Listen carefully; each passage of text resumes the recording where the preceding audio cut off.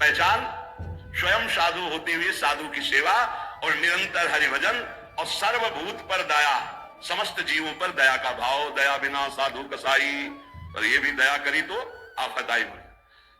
कैसे तुम्हें बताए, मतलब बहुत विचित्र गति।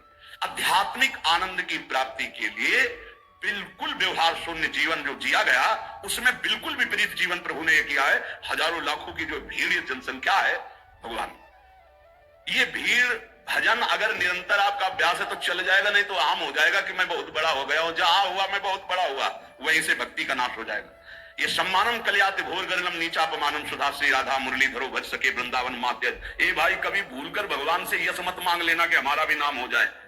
बहुत खतरा है इस नाम में, बहुत खतरा है। आपसे सबसे प्रार्थना करते हैं, यश की चाह मत रखना। उर कछु प्रथम वासना रही सो प्रभु पद सरित प्रीति सो बही। बहा दो वासना को। अगर कोई वासना रहेगी तो बहुतायत में मिलेगी, क्योंकि मेरा मालिक सबसे पहले अंदर की वासना की पूर्ति करता है। विभीषण जी के पहले पहुंचने पर सबसे पहले लंकाधिपति का अभिषेक किया। इसलिए साधक अंदर की वासनाओं को देख लो, अगर कोई भी वासना तो हटा दो।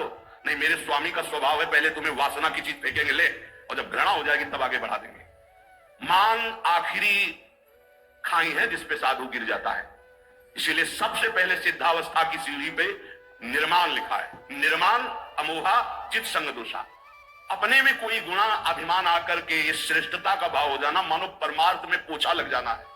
भाई कभी अहम, ये भाव मत अहम में लाना कि मेरा नाम हो जाए। भगवान को जो करवाना तो करवाने, वो तो सर्व समर्थ है, वो तो नौकर है, वैसे ही करना पड़ेगा। पर चाह कभी मत करना। अगर चाह किया तो ये आखिरी खाई है, इसमें साधु को गिरा दिया जाता है। ये माया की बड़ी विचित्र मनोहर चाल है। बड़ा मीठा जहर है जिसे हाथ में लेकर स्वयं खा लिया जाता है। ये मान प्रतिष्ठा यश कीर्ति ये जगत मंगल कराने वाले भगवान की हो, उन्हीं का यश गाए। अपनी कभी न मानकर इसका जो भोग करेगा वो नष्ट हो जाएगा। मेरी यश कीर्ति इससे नष्ट हो जाएगा। सर्वभूत पर दया, दया तो करनी है, पर दया हो जिसमें भगवत विस्मरण न होने पावे। दया को उल्टा याद, अगर हरि की याद भूल गई तो वो दया फंसा देगी पक्का। और जिस दया में हरि सामने है कि ये मेरे भगवान है, वो कभी नहीं फंसा पाएगी। संत के लक्षण, जब वाणी खुले तो भगवत चर्चा, जब वाणी बंद तो भगवान नाम जप, और स्वयं साधु होते हुए साधु की सेवा एक प्रधान लक्षण है। हरि को भजन, साधु की सेवा, सर्वभूत पर दया, हिंसा लोभ दंभ छल त्यागे, विषम देखे माया। कभी किसी की हिंसा न करे, ये साधुता का लक्षण है। कभी जीव को, किसी जीव को कष्ट देना नहीं। मन से, वचन से अगर आप थोड़ा भी किसी के प्रति रूखा भाव कर ले तो आप अंदर देखना आपके भजन में फर्क पड़ जाएगा। ये अंदर के अनुभव की बातें करते हैं।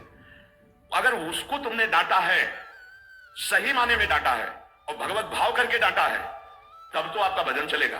और अगर भगवत भाव नहीं किया है और बिना किसी अपराध के आप डांट रहे हैं तो आपका भजन बंद हो जाएगा पक्का। थोड़ा अपराध है, बहुत डांट दिया तो आपका भजन बंद हो जाएगा। ये भागवती क्षेत्र है। किसी को न वचन से, न शरीर से, न मन से पीड़ा न पहुंचाए, किसी को भी नहीं। देखो, गुरु शिष्य एक व्यवहार का संबंध है, परमार्थ नहीं। आप ये मत समझना कि गुरु शिष्य परमार्थ का है। परमार्थ तो एक ही तत्व है, न गुरु है न शिष्य है। अगर शिष्य शिष्य, वो गुरु ही है। गुरु गुरु, वही भी शिष्य है, वही गुरु है, वही शिष्य, दो नहीं। द्वैत परमार्थ नहीं है। परमार्थ एक वस्तु है। परमार्थ में गुरु शिष्य नहीं, ये व्यवहार है। प्रणाम, नमस्कार, वंदन, ये सब व्यवहार के अंदर। परमार्थ में एक वासुदेव यहां जो विराजमान, वही यहां विराजमान है। उसी वासुदेव को देखकर वो स्वांग शिष्य का कर रहा है तो आप स्वांग गुरु का कीजिए। बस स्वांग है, सत्य वस्तु एक ही है जो सर्वत्र विराजमान है। इसलिए किसी को भी वचन से, शरीर से या मन से पीड़ा न पहुंचावे।